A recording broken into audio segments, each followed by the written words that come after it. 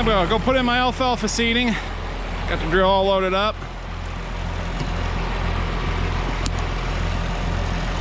Seed. Got my rates all set where I think they need to be, hopefully. Mixture of oats and orchard grass and main tank.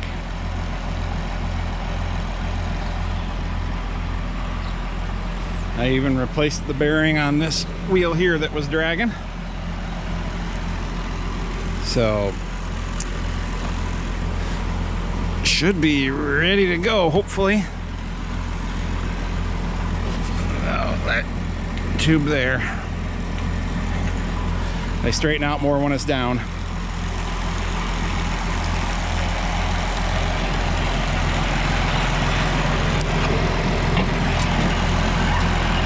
And go get her done before the possibility of rain goes up this afternoon.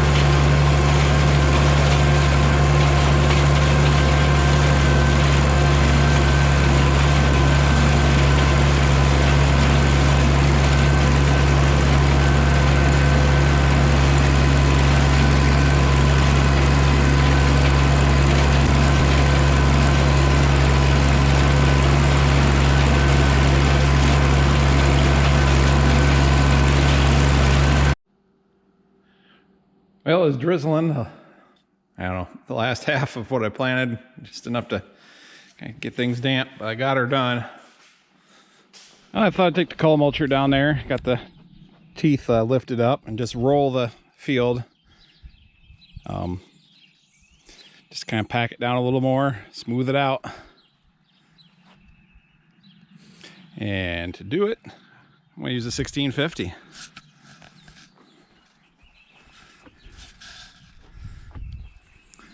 This has only appeared in one other video so far. And, oh, let's see.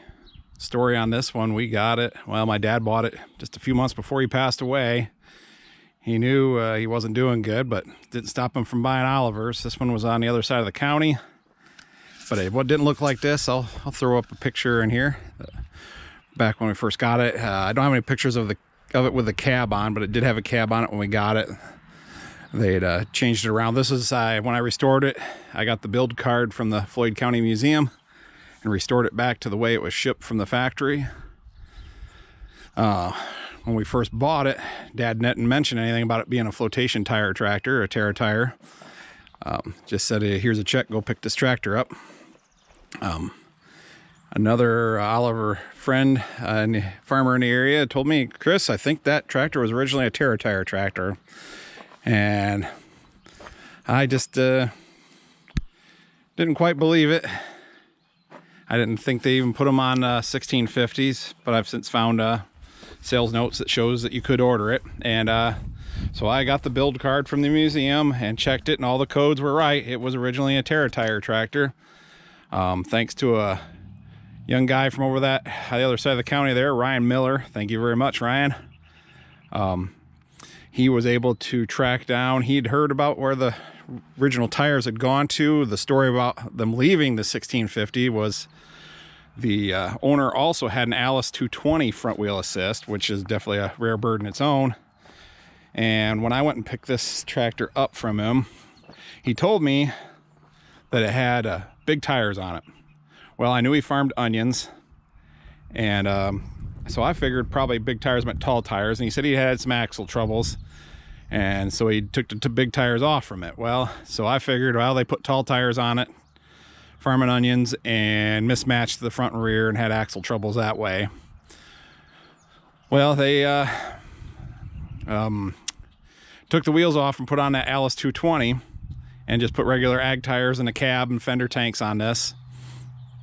And the Alice 220 got sold to a fellow a little farther east yet, and he used it on his sod farm, which is what part of what the original owner of this 1650 did. Was he grew onions, he grew sod, I think some potatoes, but anyways, the Alice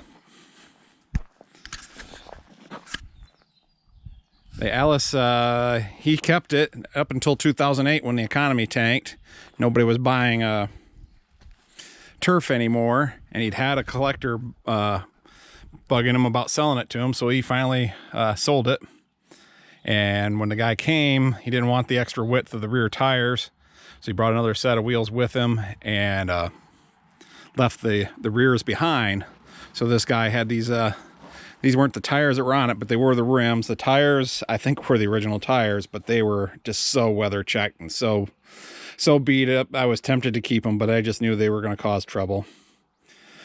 But one of the things I knew that made it right was in here, Oliver, originally when they came out with Terra tires, they had, they only were on the 1850 and 1950, and they used the Wheatland axle with the big 10-bolt hub on it and the tapered hub. It wasn't an adjustable axle.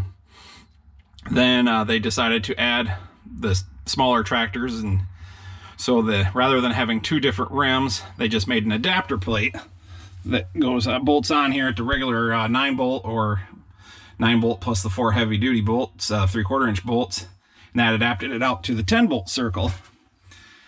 Well, if you didn't have the points or the flats on the bolt laying fat and the points pointing up like that, they would hit the rim, so you had to have them torqued down. So it was pretty common for the guys that had Terra tires to notch the rims out just like it's been done here. so that way I went ahead and when I torqued them down, I made sure the flat spots were facing out. But I thought about having my brother weld them in, but I thought it kind of tells the story of the tractor. It shows that these were the rims that came with it. They notched them out to miss the big bolts, and so I left that alone. And the guy had taken the adapter plates with him. I was able to track down the new owner of the Alice 220. He still had those. I was able to buy them. He had the front rims, and I considered buying them, but the 220 uses a Rockwell front axle, which had a whole different bolt circle, bolt pattern. And so I was going to have to make new centers, and I already had rims and I had centers, and I figured either way, I guess I might as well have gone with what I had there. So I didn't end up buying the original rims back just because they were going to need so much work to bring back up to snuff. And got them just in time when I was restoring it. And then I did have a different set of front tires on it, and I got lucky. I was looking on eBay because this is original tread style. I mean, look at that. I got on eBay just looking for tires, and here's a set of, that set right there, they'd been on a Kubota, and they were out in New Jersey, and so I bought them and got them shipped here and got them on this tractor. So you can't get this tread style anymore. I mean, you can get this size, that ain't a problem, but getting the original tread style that was kind of distinctive to these tractors is, you just got to find a good used one if you want to be that picky. So that's kind of the backstory on it. I'm trying to think, what was it, 2014 when I finished restoring this? About a few years now. I overhauled the engine, went through the hydropower, did the clutch, put a new hydraulic pump in it. Seals almost everywhere, and of course the one seal or set of seals I didn't do, the rear axles didn't seem to be leaking, so I didn't do them. And of course now the right rear axle leaks, so one of these days I gotta pop these big buggers off and slide a new axle seal on there. So let that be a lesson to you. Just replace the seals. But well, let's hop on it and go roll some alfalfa ground.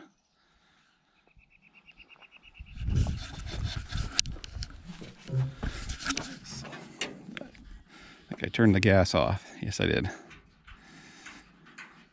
I tried to. I don't want to take a chance of any gas seeping out of the carburetor. Some has already over the years. Starting to discolor it a little bit.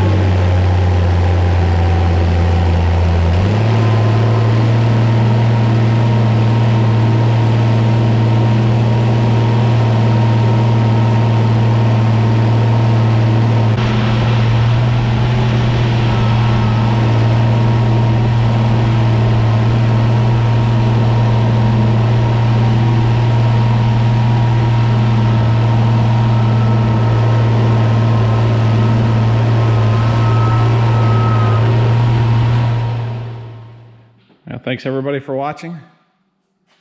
Hope you enjoyed it. We'll see you in the next one. But this is the end. Thanks again.